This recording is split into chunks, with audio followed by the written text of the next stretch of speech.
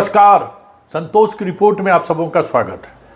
और आज हम संतोष की रिपोर्ट में एक ऐसे राजनीतिक घटनाक्रम की चर्चा करने जा रहे हैं जिसका सीधा तार तो भले ही बिहार से जुड़ा हुआ नहीं है, लेकिन आने वाले समय में इस राजनीति का बड़ा प्रभाव बिहार पर भी देखने को मिलेगा।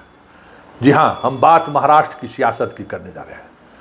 महाराष्ट्र में जिस तरीके से अपार बहुमत के बावजूद भी 12 दिन लग गए मुख्यमंत्री चुनने में, उसके पीछे की स्टोरी यही है कि संघ और मोदी शाह की ये अंतिम लड़ाई थी। और इस लड़ाई में अगर शाह और मोदी विजय प्राप्त कर लेते तो ये तय था कि संघ अपने 100वें वर्ष में जरूर प्रवेश करता, लेकिन एक ऐसे योद्धा की तरह जो दंतहीन होता, जो विषहीन होता, जो गंधहीन होता। मतलब कोई सिर्फ नाम होता, कोई वजूद नहीं रहता। क्योंकि जिस तरीके से मोदी और शाह ने सिर्फ बीजेपी के अंदर ही सर्जिकल स्ट्राइक नहीं किया है, संघ के अंदर भी इस तरीके का स्ट्राइक किया है कि संघ के अधिकांश प्रचारक में अब पहली वाली शुद्धता आपको देखने को नहीं मिलेगी। राष्ट्रवाद को लेकर जो एक चमक संघ के प्रचारक में देखने को मिलती थी, अब वो कहीं दूर दूर तक दिखाई नहीं देता है। उस सिस्टम में भी जो है गुजरात का वो कह सकते हैं कि रक्त बीज पहुंच चुका था, जिसके सहारे मोदी पहले गुजरात को संघ मुक्त किया और 10 वर्षों के दौरान अब भारत को संघ मुक्त करने वाले थे।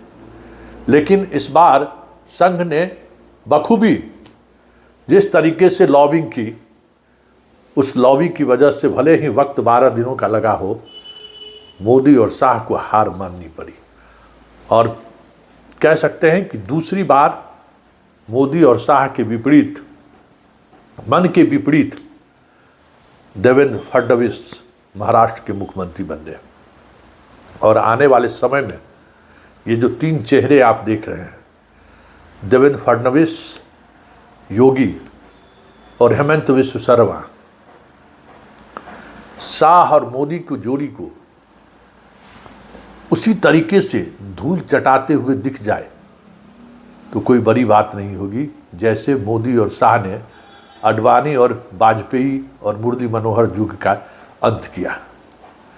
बीजेपी के आडवाणी, मुरली मनोहर और वाजपेयी युग का अंत जिस तरीके से मोदी और शाह ने मिलकर किया, ठीक उसी तरीके से इस देश की राजनीतिक पटल में मोदी और शाह की राजनीति को उसी तरीके से धूल धर्षित करते हुए ये 3 चेहरे आने वाले समय में आपको दिख जाए तो कोई बड़ी बात नहीं होगी। क्योंकि देवेंद्र फडणवीस मुख्यमंत्री नहीं बने, इसके लिए जितनी ताकत लगाना था शाह और मोदी ने वो ताकत लगाकर देख लिया, लेकिन एक नहीं चली, आखिरकार मानना पड़ा। ये संकेत है उसी तरीके से जिस तरीके से वाजपेयी जी के इच्छा के विपरीत गुजरात दंगे के बावजूद भी नरेंद्र मोदी गुजरात के मुख्यमंत्री बने रह गए थे। भले ही उसके पीछे आडवाणी खड़े हों, लेकिन आज जिस तरीके से देवेंद्र फडणवीस की ताजपोशी हो रही है, ठीक वो दिन याद कीजिए। इतिहास अक्सर दोहराता है, भले इतिहास का स्वरूप कुछ और काहे नहीं हो, नायक कोई और क्यों ना हो। उस वक्त नायक नरेंद्र मोदी थे, आज देवेंद्र फडणवीस है। और सीधे सीधे तौर पर ये मोदी और शाह के सत्ता को चुनौती है आज का शपथ ग्रहण समारोह। ये मैं इसलिए कह रहा हूँ कि लगातार इस मुद्दे को लेकर हम संघ और संघ से जुड़े हुए जो लोग हैं उनसे हमारी बातचीत हो रही थी। संघ का कभी संसेवक मैं भी रहा हूँ, तो स्वाभाविक तौर पे रिश्ता अभी भी बना हुआ है। और उस रिश्ते की वजह से कुछ ऐसे नेटवर्क हैं जो जिनसे अक्सर कुछ न कुछ वार्तालाप होती रहती है। तो ये बहुत बड़ा संकेत है। और संकेत ये है कि मध्य प्रदेश, राजस्थान और छत्तीसगढ़ में भले ही उन्होंने वसुंधरा, शिवराज सिंह चौहान और रमन सिंह के वजूद को ख़त्म करने की कोशिश की और उसमें कुछ कामयाबी भी मिला। शिवराज सिंह चौहान में वो रीढ़ नहीं है, वो भले मुख्यमंत्री उतने दिनों तक रह गए, लेकिन वो ताकत कभी नहीं रहे कि वो नरेंद्र मोदी और अमित शाह को चुनौती दे सके। वसुंधरा अभी भी फिराक में है, अभी भी किसी भी समय राजस्थान का सत्ता पलट जाए तो कोई बड़ी बात नहीं होगी, याद रखिएगा। क्योंकि महाराष्ट्र में जो कुछ हुआ है ना, उसका असर आपको सबसे पहले अगर कहीं दिखेगा तो वो राजस्थान में दिखेगा, और बाद के दिनों में मध्य प्रदेश और छत्तीसगढ़ में भी दिखने लगे तो कोई बड़ी बात नहीं होगी। क्योंकि हेमंत विश्व शर्मा को जिस तरीके से झारखंड की पूरी सब कुछ दी गई थी, और एक फायर ब्रांड नेता के रूप में उन्हें झारखंड के चुनाव के सहारे अमित शाह तक पहुंचना था, लेकिन वहाँ पार्टी बुरी तरह हारी है। लेकिन उस हार के पीछे भी बहुत बड़ा खेल है। शाह गुट के कई सिपह सलार जो माने जाते हैं, निशिकांत दुबे जैसे लोग, वो पार्टी के अंदर अंदर हार की बिसात बिछाते रहे। इस बात को हेमंत बिश्व शर्मा भी समझ रहे हैं, और हेमंत बिश्व शर्मा भी समझ रहे हैं कि झारखंड की हार हमारे दिल्ली के दरबार को का जो रास्ता बन रहा था वो रास्ता कमज़ोर हुआ है। क्योंकि वो असम के भी मुख्यमंत्री यूँ कहें तो जबरन ही बने थे। शाह और मोदी की कदापि इच्छा नहीं था कि उनको मुख्यमंत्री बनाया जाए, लेकिन वो एकदम जबरन मुख्यमंत्री बने जैसे योगी बने थे। तो अब योगी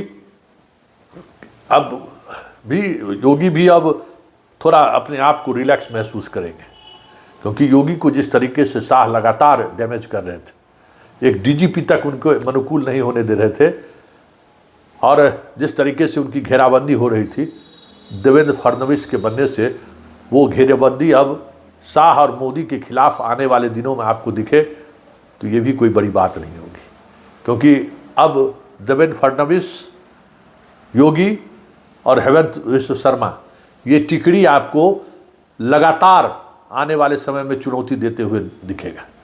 और अब जो कई ऐसे निर्णय जो होने वाले हैं, उस निर्णय में भी आपको शाह और मोदी को कमज़ोर होते हुए आपको दिख जाए तो ये भी कोई बड़ी बात नहीं होगी। क्योंकि राष्ट्रीय अध्यक्ष को लेकर जो बिसात बिछाई जा रही है, और जिस तरीके से बिसात बिछाई जा रही है, हाँ ये अलग बात है कि राष्ट्रीय अध्यक्ष में अब संघ हमें लगता है कि थोड़ा रिलीफ बीजेपी को दे सकती है, मतलब मोदी और शाह को दे सकता है। क्योंकि देवेंद्र फडणवीस को कहीं न कहीं बनाने के पीछे एक जो समझौता हुआ है, उसमें एक ये भी समझौता है। लेकिन योगी हो या देवेंद्र फडणवीस हो या हेमंत विश्व शर्मा हो या ज्योतिरादित्य सिंधिया हो, हार मानने वाले नहीं हैं। इसलिए राष्ट्रीय अध्यक्ष के मुद्दों पर भी खेल होगा, और भले संघ एम्पायर की भूमिका में दिखे, क्योंकि देवेंद्र फडणवीस का जो उनका लक्ष्य था, मिशन था, उस मिशन को उन्होंने ज़रूर साध लिया है। इसलिए एम्पायर की भूमिका में ज़रूर दिखे, लेकिन एम्पायर की भूमिका में वो किसी की तरफ झुकते हुए नहीं दिखे तो ये भी कोई बड़ी बात नहीं होगी। क्योंकि संघ अब बैलेंस बना लिया है। जिस बैलेंस को लेकर संघ कई वर्षों से मशक्कत कर रहा था, वो बैलेंस हरियाणा के चुनाव में भी उन्होंने बनाया। हरियाणा के चुनाव में भी मोदी और शाह को उन्होंने हैसियत जताई कि संघ अभी भी ताकत है और ग्राउंड पर वो काम करके जिता सकता है। महाराष्ट्र में मुख्यमंत्री अपने अनुकूल बनाकर ये साबित कर दिया कि संघ में अभी भी, भले ही संघ को पथभ्रष्ट करने की पूरी कोशिश हुई हो, संघ के सिस्टम में गुजरात का कह सकते हैं कि डीएनए का प्रवेश कराया गया हो, लेकिन अंततः मोहन भागवत उसको रोकने में कामयाब होते हुए दिख रहे हैं। अब देखना दिलचस्प होगा कि केंद्र की सियासत में कैसे मोदी और शाह आने वाले समय में एक विवश और लाचार नेता के रूप में आपको दिखाई देता है। क्योंकि ये स्थिति ठीक अडवाणी, वाजपेयी और मुरली मनोहर जोशी का था, ठीक उसी तरीके की स्थिति आपको आने वाले समय में भी दिख जाए। जिसकी बात हम आज कर रहे हैं वो भी एक काफ़ी महत्वपूर्ण चीज़ें होंगी।